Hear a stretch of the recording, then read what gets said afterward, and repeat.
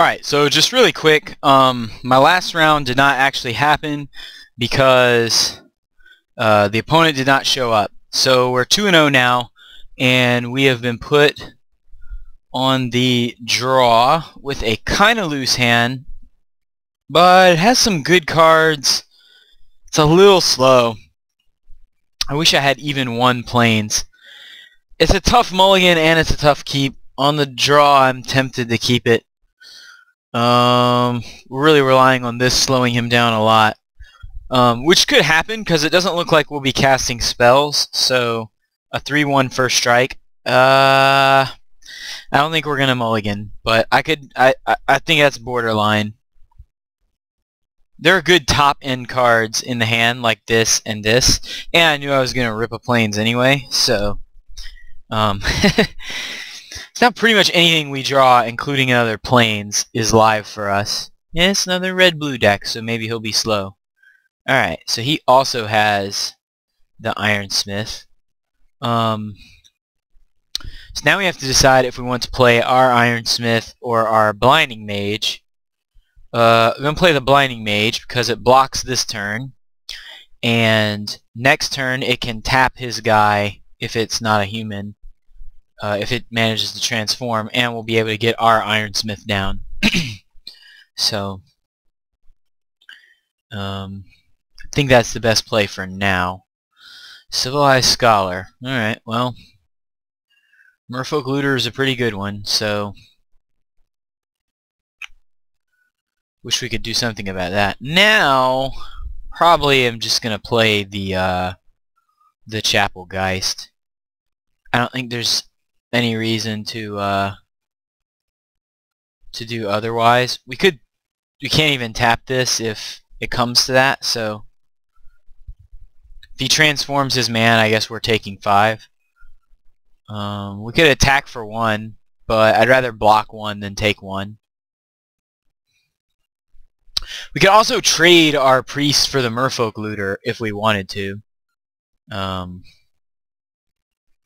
Not really too inclined to do that, but I guess I do have some good late game stuff in my...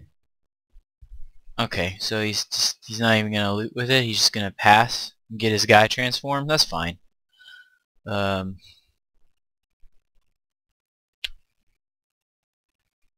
see what's going on here. Amulet, huh?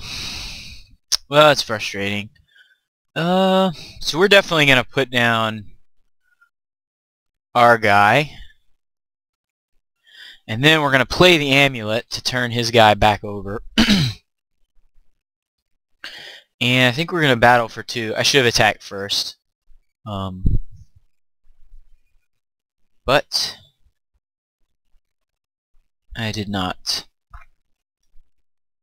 Looks like he's got something.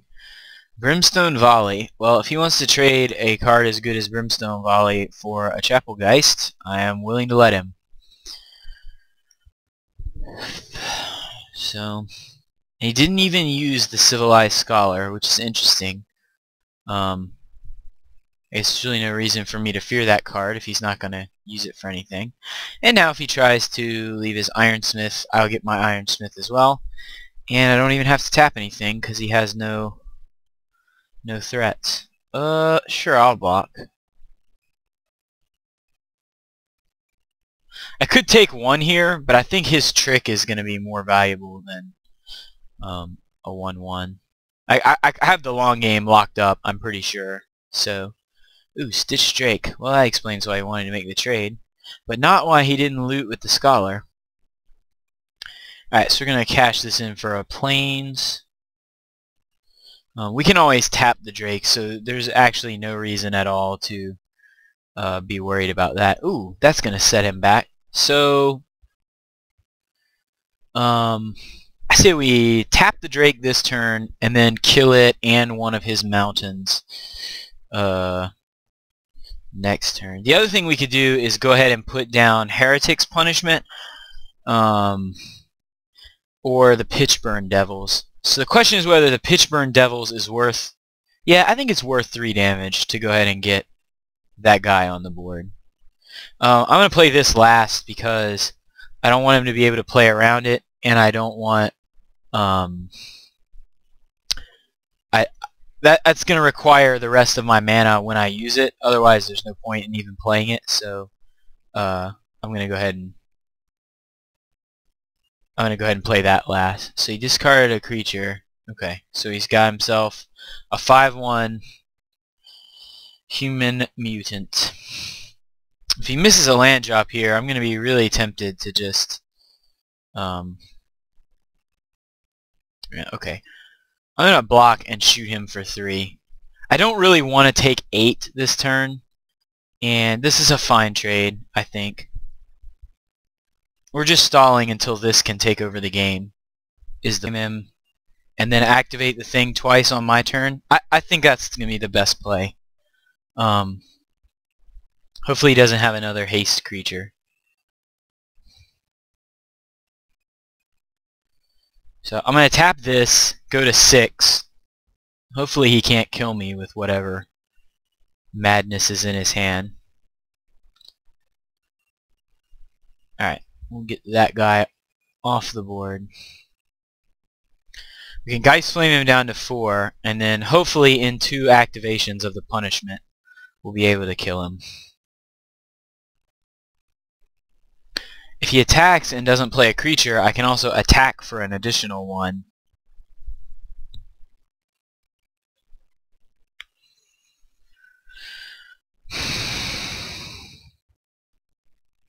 I guess that's just a risk he has to take. Oh, no, it looks like he's playing something. Hopefully he doesn't do 6 damage. Murder of Crows. He did have that card. Okay. Geist Flame you. And hopefully I can deal 4 damage with my man. Because if not, I'm gonna die. I'm trying to think if there's any other way. If I do 3 damage here, I can get it for sure off the Geist Flame flashback. So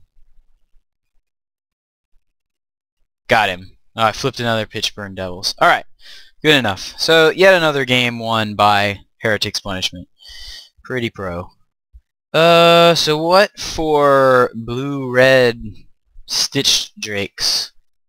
Kind of feel like these bounce cards could be pretty good if I wanted to try to splash them. Rebuke's obviously good. This is pretty good. Like I could take out the Silver Chase Fox.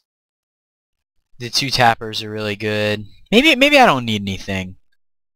Blazing Torch is always good. This Moment of Heroism could be alright. Geist Flame well, he had to this thing. This is good against... I actually think my deck is pretty good against his brew. Maybe I cut the Pyroclasm.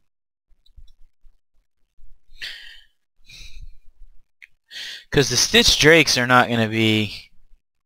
Yeah, but he had Civilized Scholar and the Ironsmith and probably some other assorted red dudes that are on the ground.